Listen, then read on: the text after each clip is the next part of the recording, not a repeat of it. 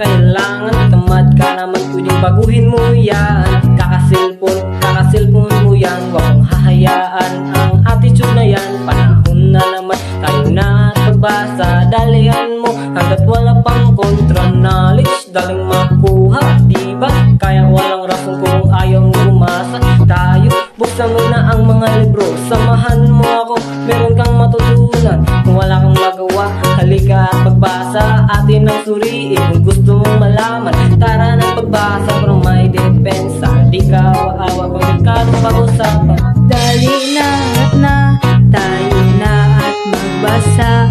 Magsulat, magsaya, upang may kaalaman. Araw-araw tayo magbasa, magsulat, laging huwag limutan. Suriin ang mabuti ang bagay na di natin nalaman. Dali na, arat na, tayo na at magbasa. Magsulat, magsaya, upang may kaalaman. Tayo'y magsasama sa silid aklat at lumang magtsikahan. May matutunan at madagdagan ating kaalaman.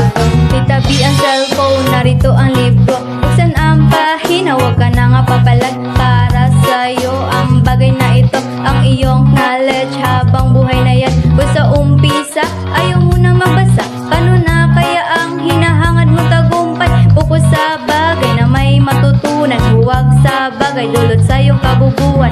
Pagbasa, maging sa pagsulat, pinakahalaga, dapat nating masanayan. Pag-unlad sa mga isipan, nag-iisang daan patungo sa kinabukasan. Sige ka unahin ang laro sa cellphone, kung pabasahin huwag ka aayaw. Sige na sumama, samahan mo ako dun sa library, magbasa tayo. Dali na, arat na, tayo na at magbasa.